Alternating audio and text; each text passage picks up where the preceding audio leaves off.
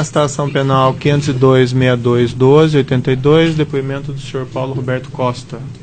Senhor Paulo, o senhor está sendo acusado de um crime pelo Ministério Público Federal. Na condição de acusado, o senhor tem o direito a permanecer em silêncio, o senhor não é obrigado a responder nenhuma questão.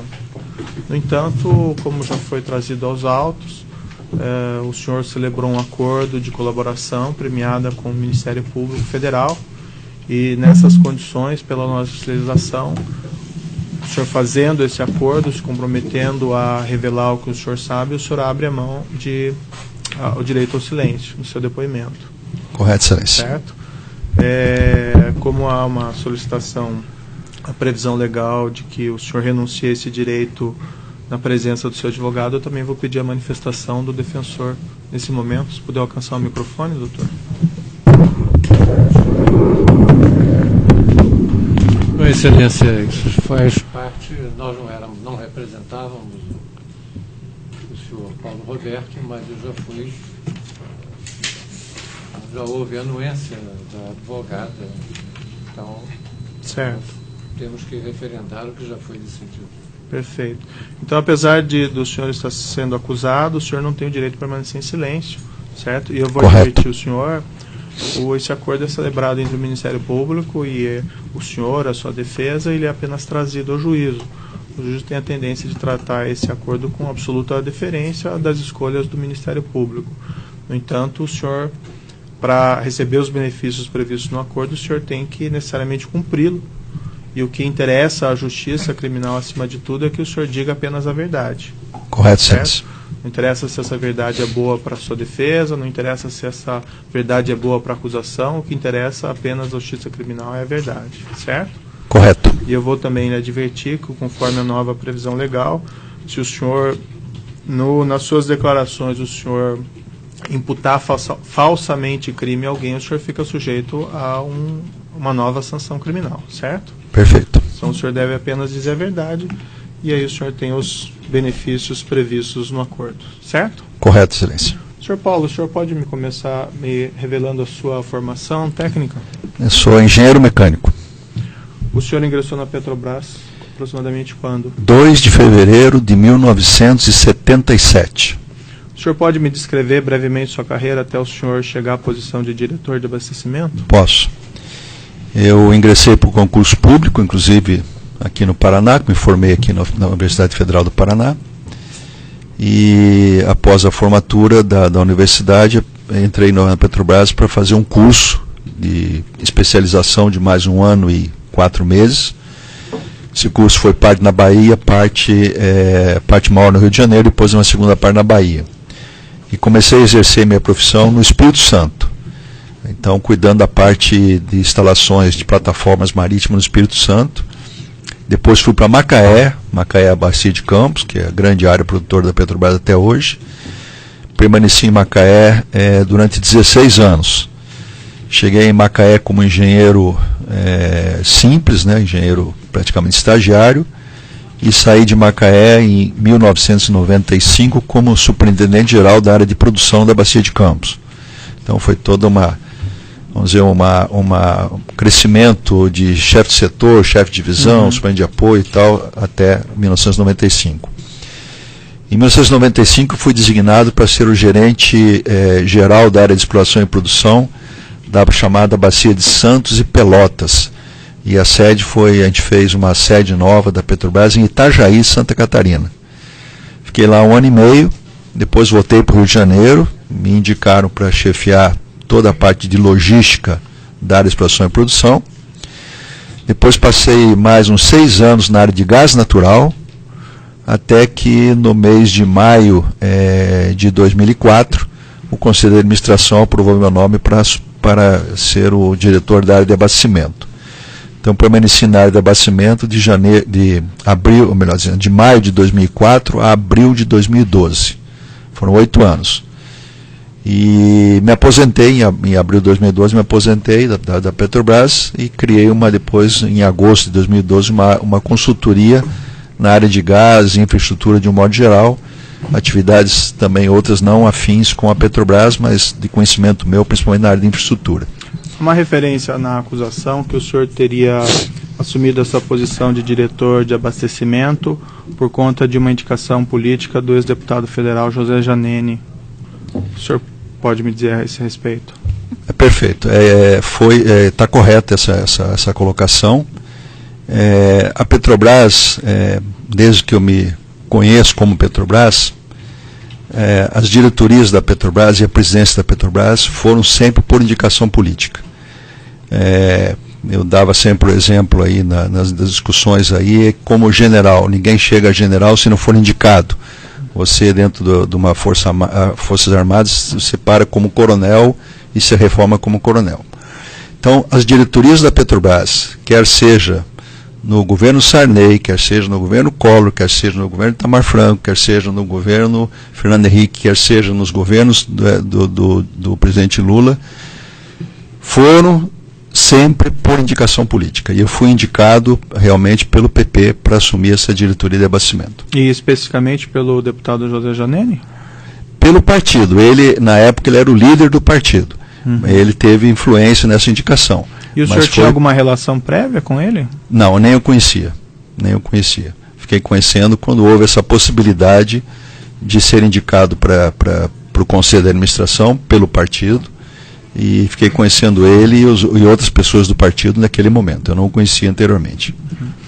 O fato do senhor ser um indicado político, dessa agremiação política, a influência do deputado José Janene na sua indicação, isso era de conhecimento comum dentro da empresa? Sim.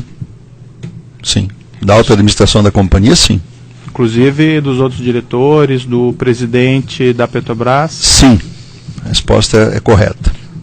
Como eu sabia também, como eu sabia também que os outros diretores tinham suas indicações e quem tinha indicado. Bem, isso na verdade não é nenhum segredo, não. De fato normalmente divulgado na mídia. O ex-presidente da Petrobras, o senhor José Gabrielli, ele tinha conhecimento que o senhor era, vamos dizer, indicação dessa agremiação política e do José Janene? Quando eu entrei na diretoria da Petrobras, o presidente era o José Dutra. Certo. Não era o Gabrielli. O Gabrielli só assumiu a presidência da companhia em 2005. Então, quando eu entrei em 2004, era o José Eduardo Dutra, o presidente da Petrobras. E ele sabia, como também depois o presidente Gabrielli também sabia. Não era desconhecimento deles, não. Certo. Esse processo aqui em particular diz respeito a supostos desvios ocorridos de valores da Petrobras através de empresas contratadas pela Petrobras. Antes só de lhe indagar a esse respeito, eu vou fazer o seguinte alerta: esse processo nós não estamos tratando de autoridades com foro privilegiado, porque essas autoridades estão sujeitas à competência do Supremo Tribunal Federal. Então, nas suas respostas, eu vou pedir ao senhor que o senhor não decline nome de autoridades sujeitas ao foro do Supremo Tribunal Federal. Perfeito. Certo? O senhor pode se referir a agentes políticos, agentes públicos, mas não vamos nominá-los por uma questão aí de respeito ao Supremo Tribunal Federal.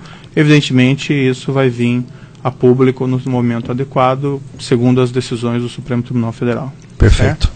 Sobre esquemas narrados aqui pelo Ministério Público de desvios de recursos da Petrobras através dessas empresas por ela contratados, o que o senhor pode me relatar? Muito bem. Na realidade, o que acontecia dentro da Petrobras, principalmente mais a partir de 2006 para frente, é um processo de cartelização. O que significa isso? As grandes empresas do Brasil, e são poucas grandes empresas, que têm condição de fazer uma refinaria, que têm condição de fazer uma plataforma, que têm condição de fazer um navio de processo, que tem condição de fazer uma hidroelétrica como Belo Monte, Santo Antônio, outras tantas lá no norte do país, que tem condição de fazer uma usina como Angra 3, são pouquíssimas. E essas empresas, não só no âmbito da Petrobras, mas no âmbito, de modo geral, nas grandes obras do país, quer seja ferrovias, hidrovias, portos, aeroportos, o Brasil fica restrito a essas poucas empresas. Essas empresas estão no âmbito específico da área de abastecimento. As obras, 2004, 2005, nós tivemos pouquíssimas obras, porque o orçamento era muito restrito e também não tinha projeto. Então as obras na área de abastecimento praticamente começaram a partir de 2006. né, 2006 começaram as obras, e as refinarias novas, no caso específico a primeira que vai ficar pronta agora em novembro desse ano, que é a refinaria Abreu e Lima lá em Pernambuco, a parte de terraplanagem dela começou em 2007, então vamos dizer, teve um período aí de pouquíssima realização financeira de contratos por não ter nem orçamento nem projeto. Quando começou essa atividade, porque esse recurso era todo alocado principalmente para a área de exploração e produção, que é a área mais importante de qualquer companhia de petróleo. Quando começou então essa atividade, ficou claro para mim, eu não tinha esse conhecimento quando eu entrei, em 2004, ficou claro para mim dessa, entre aspas, acordo prévio entre as companhias, né, em relação às obras. Ou seja, existia, claramente isso me foi dito por algumas empresas, pelos seus presidentes das companhias, de forma muito clara, que havia uma escolha de obras dentro da Petrobras e fora da Petrobras. Então, por exemplo, usina hidrelétrica de tal lugar. Nesse momento, qual a empresa que está mais disponível a fazer? Uhum. E essa cartelização, obviamente, que resulta num delta preço excedente, né? Na área de petróleo e gás, essas empresas, normalmente, entre os custos indiretos e o seu lucro, né, o chamado BDI, elas normalmente colocam algo entre 10% a 20%. Então, dependendo da obra, do risco da obra, da condição, né, do projeto, em torno de 10% a 20% para esse BDI. O que acontecia especificamente nas obras da Petrobras? Por hipótese, o BDI era 15%, então se colocava normalmente, em média 3% a mais. E esses 3% eram alocados a agentes políticos. Mas para eu entender, então, as empresas, elas previamente definiam, então, elas tinham condições por esse acerto prévio de definir a proposta de preço que elas iam apresentar? Sim. E nisso elas já embutiam, vamos dizer, na prática, o preço que elas quisessem? Normalmente, como falei, o BDI na faixa de 10% a 20% e normalmente, em média, 3% de ajuste político. A Petrobras, em paralelo, a área de engenharia que conduz as licitações da Petrobras, vamos dizer, todas as licitações da área de abastecimento de grande porte são conduzidas por outra diretoria, que não era a diretoria de abastecimento, que é a diretoria de serviço. Ela presta esse serviço para a área de abastecimento, como presta também para a área de exploração e produção, e às vezes para a área internacional e para a área de gás natural. Então existe uma diretoria que faz essa atividade. O que ela faz nessa atividade? Ela pega o cadastro da Petrobras, escolhe as empresas que vão participar do processo licitatório, faz a licitação, então é nomeada uma comissão de licitação, a coordenação da comissão de licitação é dessa diretoria, então ela faz a licitação. Tem uma outra equipe nessa mesma diretoria que faz o chamado orçamento básico, então em cima do projeto que foi verificado, a Petrobras faz um valor inicial que ela acha que é viável fazer aquela obra, o orçamento básico que a gente chama. E esse orçamento básico, a Petrobras considera valores razoáveis se a obra é estimada a R$1 bilhão, por exemplo, a Petrobras é razoável um acima até 20% e um valor abaixo até mais 20%, menos 15%, nessa média. Uhum. Então são valores que a Petrobras acha razoável. Então, normalmente, se a empresa deu 25%, normalmente esse contrato não vai ser executado com esse valor. Então, se essa empresa que deu 25% é o valor melhor que tem, chama essa empresa para tentar reduzir para 20% ou menos. Então, vamos dizer, essa é a diretoria que faz também essa parte de orçamento. Sim. Fez o orçamento, fez a licitação, abre o preço para todas as empresas ao mesmo tempo, e ali define-se, então, vamos dizer, o primeiro colocado, segundo colocado, terceiro colocado, não quer dizer que define o ganhador naquele momento. Porque se o preço estiver muito acima ou muito abaixo, pode ser que quem deu o preço muito abaixo ou muito acima não vai ganhar aquela licitação. Uhum. Então é dessa maneira que funciona. Mas esses 3%, então, em cima desse preço, iam para a distribuição para agentes públicos, isso? Perfeito. Mas e como foi definido esse 3%, esse repasse? Foi algo que precedeu a sua ida para lá ou surgiu no decorrer? Possivelmente já acontecia antes de eu ir para lá. Possivelmente já acontecia antes, porque essas empresas já trabalham para a Petrobras há muito tempo, né? E como eu mencionei anteriormente, as indicações de diretoria da Petrobras, desde que me conheço como Petrobras, sempre foram indicações políticas. Na minha área, os 2 primeiros anos, 2004 e 2005, praticamente a gente não teve obras muito de pouco valor, porque não tinha orçamento, não tinha projeto. Quando começou a ter os projetos para obras realmente de maior porte, principalmente inicialmente na área de qualidade dos derivados, qualidade da gasolina, qualidade do diesel, que foi feito em praticamente todas as refinarias, grandes obras com esse intuito, me foi colocado lá pelas empresas, né, e também pelo partido, que dessa média de 3%, o que fosse diretoria de abastecimento, 1% seria repassado para o PP. E os 2% restantes ficariam para o PP, dentro da diretoria que prestava esse tipo de serviço, que era a diretoria de serviço. Certo. Isso foi me dito com toda clareza. Mas isso em cima de todo o contrato que celebrado pela Petrobras? Não. Em cima desses contratos dessas empresas do cartel. Do cartel. Tem várias empresas que prestam serviço para a Petrobras que não estão no cartel. Então, são empresas de médio e pequeno porte que não têm participação nenhuma no cartel. Esse cartel são as principais empresas, talvez umas 10 empresas aí que participam desse processo. E como que esse dinheiro era distribuído? Como que se operacionalizava isso? Muito bem. O que era para direcionamento do PP, praticamente até 2008, início de 2008, quem conduzia isso diretamente esse processo era o deputado Zé Janene. Ele era o responsável por essa atividade. Em 2008 ele começou a ficar doente e tal, e veio a falecer em 2010. De 2008, a partir do momento que ele ficou, vamos dizer, com a saúde mais prejudicada, esse trabalho passou a ser executado pelo Alberto Youssef. Em relação ao PP. Certo. E o senhor tem conhecimento, vamos dizer, como funcionava, como esse dinheiro chegava ao senhor Alberto Youssef, os caminhos exatos que esse dinheiro tomava? O meu contato, Excelência, sempre foi a nível de presidente e diretor das empresas. Eu não tinha contato com o pessoal, vamos dizer, de operação, de execução. Então,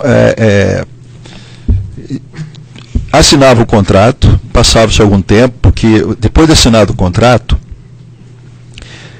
a primeira medição que a Petrobras faz de serviço é 30 dias, executa o serviço, a Petrobras mede e paga 30 dias depois. Então, normalmente, entre o prazo de execução e o prazo final de pagamento, tem um gap aí de 60 dias. Então, normalmente, após esses 60 dias, é que era possível, então, executar esses pagamentos. Então, o deputado Zé Janene, na época, ex-deputado, porque em 2008 ele não era mais deputado, ele mantinha o contato com essas empresas, né, com o pessoal também, não só a nível de diretoria e presidência, mas também mais pessoal operacional, e esses valores então eram repassados para ele e depois, mais na frente, para o Alberto Youssef. Agora, dentro das empresas tinha o pessoal que operacionalizava isso. Esse pessoal eu não tinha contato, não fazia contato, não tinha conhecimento desse pessoal. Então, o que acontecia? Vamos dizer, o Alberto Janene fazia esse contato e esse dinheiro, então, ia para essa distribuição política através deles. Agora, o senhor não se encarregava dessa parte da distribuição política? Nunca fiz isso. E os diretores também da Petrobras também recebiam parcela desses valores? Olha, em relação à diretoria de serviços, né, todos sabiam que tinha um percentual desses contratos da área de abastecimento, dos 3%, 2% eram para atender ao PT, através da diretoria de serviço. Outras diretorias, como Gás e Energia e como Exploração e Produção, também eram PT. Então, se tinha PT na diretoria de exploração e produção, PT na diretoria de gás e energia e PT na área de serviços. Então o comentário que pautava lá dentro da companhia é que, nesse caso, os 3% ficavam diretamente para o PT. Não tinha participação do PP, porque eram diretorias indicadas tanto para a execução do serviço quanto para o negócio, PT com PT. Uhum. Então, o que rezava dentro da companhia é que esse valor seria integral para o PT. A diretoria internacional tinha indicação do PMDB. Então, tinha também recursos que eram repassados para o PMDB, na diretoria internacional. Certo, mas a pergunta que eu fiz especificamente é se os diretores, por exemplo, o senhor recebia parte desses valores? Sim. Então, o que normalmente, em valores médios, acontecia? Do 1%, que era para o PP, em média, obviamente que dependendo do contrato podia ser um pouco mais, um pouco menos, 60% ia para o partido, uhum. Né? 20% era para despesas, às vezes nota fiscal, despesa para envio, etc, etc. São todos valores médios, pode ter alteração nesses valores. E 20% restante era repassado 70% para mim e 30% para o Janene ou o Alberto Youssef. E como é que o senhor recebia a sua parcela? Eu recebia em espécie, normalmente na minha casa, ou no shopping, ou no escritório, depois que eu abri a companhia minha lá de consultoria. Como que o senhor, quem entregava esses valores para o senhor? Normalmente, o Alberto Youssef ou o Janene. E na parcela pertinente não a esse 1%, o senhor sabe quem fazia essa distribuição? Quem era também o senhor Alberto Youssef? Eu não sei se ele fazia diretamente ou tinha alguém que fazia para ele. Essa informação eu não tenho. Uhum. Eu não sei lhe informar. Não, estou dizendo, isso o senhor está mencionando do 1% que cabia, segundo o senhor, ao PT. Isso. Perfeito, perfeito. E para as outras agremiações políticas, o senhor sabe quem eram os distribuidores? Dentro do PT, a ligação que o diretor do PT tinha, de serviço tinha, era com o tesoureiro na época do PT, o senhor João Vacari. A ligação era diretamente com ele. No PMDB, né, da diretoria internacional, o nome que fazia essa articulação toda chama-se Fernando Soares. É o conhecido também como Fernando Baiano, é isso? Perfeito. Isso acontecia também em relação a empresas ligadas à Petrobras, subsidiárias? Bom, ligados à Petrobras tem a BR, que eu não tenho conhecimento de nenhuma atividade lá, e tem a Transpetro. A Transpetro tem alguns casos de repasse para políticos, sim. A Transpetro. O senhor, por exemplo, da Transpetro, que o senhor disse que o senhor conhece mais, o senhor chegou a receber também vantagem, recebi propina em decorrência desses contratos da Transpetro? Recebi uma parcela da Transpetro, recebi. O senhor pode ser mais Recebi, específico? Se eu não me engano, foram R$500 mil. Quem pagou o senhor? O presidente da Transpetro, o Sérgio Machado. Isso foi aproximadamente quando? As datas, talvez eu tenha dificuldade um pouco aqui de lembrar, porque são muitas datas, mas se eu não me engano, alguma coisa talvez como 2009, 2010, acho eu por aí. Mas o senhor recebeu em uma única oportunidade? Na Transpetro, sim, numa única oportunidade. E o senhor sabe me dizer o motivo, por que ele foi pago? Sei, foram pagos esses foi valores? devido à contratação de alguns navios, e essa contratação depois ela tinha que passar pela diretoria de abastecimento. Então foi devido a essa contratação de navios pela Transpetro. E esse valor ele foi entregue diretamente pelo senhor Sérgio Machado? Foi entregue diretamente por ele no apartamento dele no Rio de Janeiro. O senhor mencionou que o senhor deixou a Petrobras em 2012, isso? Em abril de 2012. Mas o senhor continuou a receber valores decorrentes desse, vamos dizer, esquema? Tinha algumas pendências de recebimento a partir da minha saída da Petrobras, a partir de abril de 2002, tinha algumas pendências, e foram feitos alguns contratos com a empresa Mídia Consultoria, que eu abri em agosto. Esses contratos, em agosto de 2012, esses contratos foram feitos no ano de 2013, e eu recebi algumas pendências ainda através de contratos, vamos dizer, de prestação de serviço com essas empresas. Sim, a resposta é sim. Esses contratos, então, teriam sido feitos para, vamos dizer, ter uma justificativa para os repasses à sua empresa e ao senhor. Perfeito. Mas esses valores eram relativos aos valores que lhe eram devidos anteriormente. Perfeitamente. Decorrentes desse esquema que o senhor mencionou, dos 3%, isso. do 1%. Em cima do 1%, né? Certo. Perfeito. E há uma referência na denúncia a um veículo que o senhor Alberto Youssef teria adquirido para o senhor pode me esclarecer? Posso. Essa era uma pendência também que ainda tinha de recursos para receber do Alberto Youssef, e ele achou conveniente naquele momento repassar esse recurso através da